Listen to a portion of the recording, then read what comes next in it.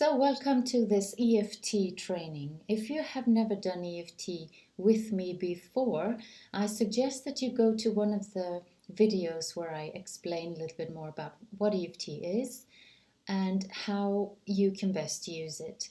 I use EFT with my clients either for physical symptoms, like physical pain, for example, or emotional symptoms or thought processes. There's a tiny difference between how I tend to do it. If it's a physical symptom, we would go into the body, find the physical symptom, give it a rate on a scale from 0 to 10. How bad is it? And can you make it worse? Kind of drag it out in the open so that we can absolutely focus on it and work on it.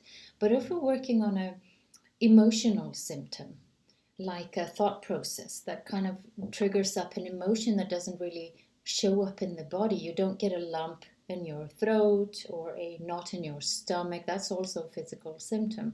If it's an emotion, sort of a thought process that we're working on, like the idea that I don't want to be visible. I don't want to be visible on social media. Then that's more of an idea. It doesn't really come up with any symptoms right now. So we're gonna in this video, I'm gonna focus on a physical symptom. I'm gonna focus on some sort of symptom that comes up for you and creates anxiety or a fear or a physical feeling. And I'm just going to take an example. To get that physical feeling, we have to sometimes say a sentence or replay a scenario we've been through in our mind. So if you're playing a scenario in your mind that causes you anxiety, you can either go to a time or place where you felt that anxiety, or you can project into the future, into if I were to be under such circumstances, I would definitely feel that. I often do this with clients, for example, that have a fear of flying. They're not flying right now. They're not going to fly tomorrow, but they've been on a plane and they're going in a month's time. So they can both kind of remember what it was like and they can project into the future. So you can pick one. Pick an anxiety symptom, for example, that would show up in your body. And let's say it's a symptom that shows up in your solar plexus, right down here. And it's just an anxiety when you think about an event or a person or something that you need to do. Give it a rating on a scale of 0 to 10. How bad is it? And then also feel it. Go within. Close your eyes. Breathe into it. And just find that physical symptom. And try to use all of your senses by figuring out how powerful is it? How big is it? Is it like a knot? Is it tight? Is it like air? Is it a bubble? Does it have a color? Does it have a sound? Does it move? Is it still? Is it heavy? Is it light? Is it like a gas or like a substance? And these things, they don't really matter. They're not going to really matter for your outcome, but I find that they help tremendously for people that are very visual and can, or even texturize, because some people are visual, some people are auditory, some people prefer to hear things, some people prefer to touch things, some people prefer to see things and draw things. So what are your kind of learning modalities, primary learning modalities? And that's why I try to see, does it have a taste or smell or movement or color or make a sound? And it helps us to eradicate whatever symptom we're trying to work on. The more we connect with it, the more we feel it, and we give it a number on a scale of 0 to 10. So if you are ready to go into EFT with me, you have now already located a place in your body. It can be pain in your shoulder, anxiety knot in your stomach, ache in your heart, lump in your throat. Doesn't really matter. What we're going to use right now is just to go within into the body, locate whatever we're going to work on, and then we can begin. So taking full responsibility for your own well-being, we're now going to work on a physical symptom, and I'm going to choose like a knot in my solar plexus, and I've given it a number on a scale of 0 to 10. It's up to 5, and I would just begin like this, and you're just welcome to tap after me, and I encourage you to say the words out loud. If you cannot, that's fine, but it has been shown to make a difference to actually verbalize what you're saying and saying it out loud. I would just say 3 times, even though I have this knot in my solar plexus, I deeply and completely love and accept myself. Even though I have this, and you'll name yours, my name, knot in my solar plexus, I love, accept, and honor myself.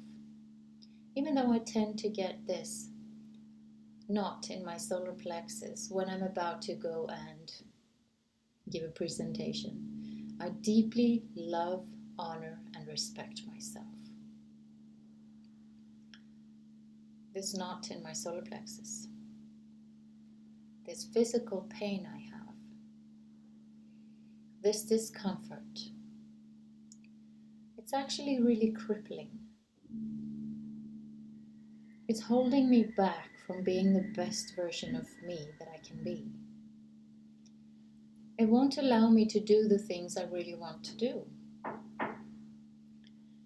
This emotional knot, it's holding me back.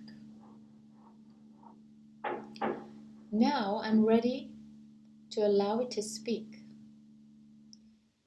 If this pain or symptom had a voice, I'm now ready to hear what that voice has to say.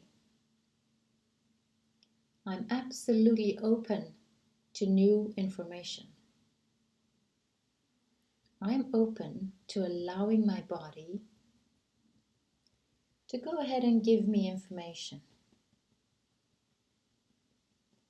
I'm absolutely open to my body knowing something. Maybe there's something that I need to do. Maybe there's something that I haven't done yet that I've promised myself. Perhaps there's some information I'm ignoring. Perhaps I'm going against my better intuition. Perhaps this symptom has a message for me. I'm open to receiving. I fully trust myself to receive whatever message. I'm a grown-up now, and I fully trust myself to have the tools and knowledge to listen to the message that I'm getting and to receive it in a loving, kind way, because I deserve to be the best version that I can be. I deserve to be pain-free. I deserve to feel whole. I deserve wellness. I deserve to have the courage to let go of anything that's not serving me anymore, down to a cellular level. I deserve to let this pain go. And I choose to let this pain go. I choose to hear the message, if there is a message. I choose to acknowledge it. I choose to have the courage to see it and feel it. I choose to have the courage to do something about it. And finally, I choose to love myself. I choose to love myself enough to have the courage to let go and change. I choose to be open to change. Whether that means a change in behavior, a change in my thoughts, a change in my emotions, a change in my actions, a change in my reactions, and a change in my outcome. I choose to deserve. I choose to be open. I choose to let go of all the shame, all the guilt. I choose to allow my body to feel wholeness. I choose to be well. I give myself permission now. I'm okay to be fine. I choose to feel safe. I choose to feel safe in my body. Because whatever my body is trying to tell me, I'm ready to listen. Because I know I have the tools. I'm not little anymore. And I suspect my body is trying to save me from being little and not having any tools. But I'm not little anymore. I do have the tools. I choose to breathe deeply into any pain I might have. And as I breathe out, I choose to let that pain go. Because I am safe without the pain. Maybe my mind is trying to keep me safe by keeping the pain. But I choose to understand that I am safe. I choose to understand I don't need this pain anymore. The pain might need me, perhaps to understand something.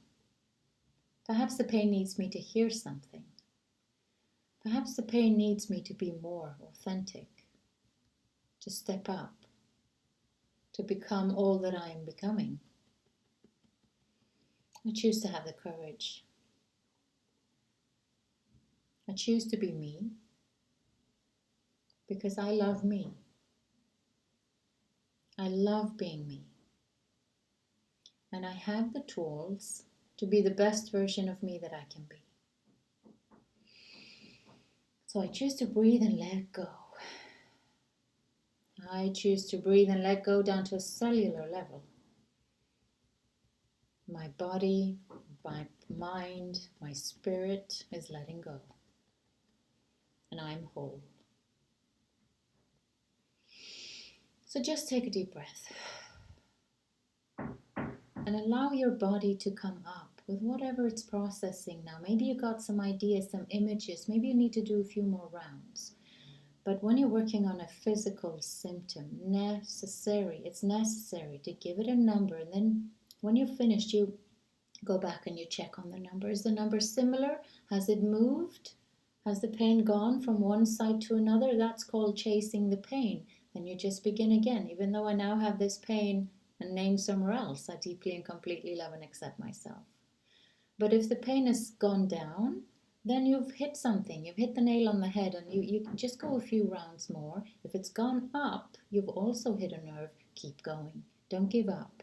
Your body is giving you a message, and when you have the courage to listen, you also have the courage to let it go.